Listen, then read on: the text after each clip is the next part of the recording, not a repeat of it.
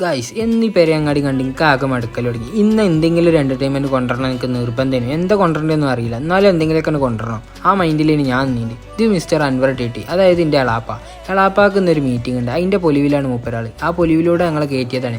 ഇനി ആ പൊലിവ് നിന്നാൽ ചിലപ്പോൾ ഞങ്ങളെ ഇറക്കി വിടുന്ന നയിക്കാരം. എന്തായാലും ഞങ്ങൾ ആ പൊലിവിൽ ഞങ്ങളും കൂടിയാണ് കൊടുത്തു. ചിലപ്പോൾ ആ പൊലിവ് നിന്നാലേ ആകെ പണിയാവും. നമുക്കിന്ന് മീറ്റിംഗ് ഉള്ളത്, നമുക്കല്ല എളാപ്പാക്ക് മീറ്റിംഗ് ഉള്ളത് മർക്കസ് സ്കൂളിലാണ്. മുന്നിൽ കുറച്ച് ആൾക്കാരുണ്ട്, ഓല് അറിഞ്ഞോട്ടെ നമ്മളിതിൻ്റെ ഭാഗമാണെന്ന്. അതുകൊണ്ട് അങ്ങനെ വലിയ പുറത്തേക്കണ്ട് ഇറങ്ങി ഒന്നും അറിയട്ടേന്ന്. ഇതിന്റെ സൺറൂഫാണ് പറഞ്ഞാൽ കുറച്ചൊരു പൊലിവാ വിചാരിച്ച്. രാഷ്ട്രീയക്കാരൊക്കെ ഒരു വൈബ്, അത് നമുക്ക് നടക്കണ കേസല്ല.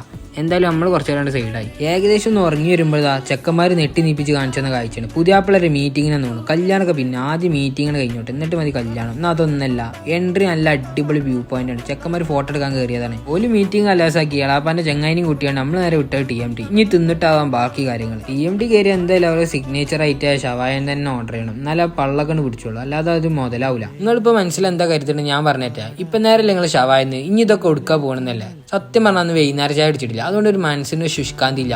അങ്ങനെ കയറി കൂടിയതാണ് ഇപ്പം ഈ കടിക്ക്. അങ്ങനെ കയറി ചെന്നോക്കെ നോക്കിയപ്പോൾ ഞാൻ സെൽഫായിട്ട് ഒക്കെ ചെയ്യാം. നമ്മളെന്നെ ചായയും കടിയൊക്കെ എടുക്കുക, നമ്മളെന്നെ ബില്ലാക്കുക, നമ്മളെന്നെ തിന്നുക. വേറെ ഇപ്പം തിന്നാൻ പറ്റില്ല, പറയാൻ പറ്റില്ല. വിളിച്ചാൽ വേണമെങ്കിൽ കയറേണ്ടി വരും. ഞങ്ങൾ നമ്മളെ ഫാൻസാളും കണ്ട് താറ്റും കൊടുത്താൽ നമ്മളതിൻ്റെ ഇനി പെരീക്ക്. ഇനി വേറെ ഒരു പരിപാടിയില്ല. എന്നൊക്കെ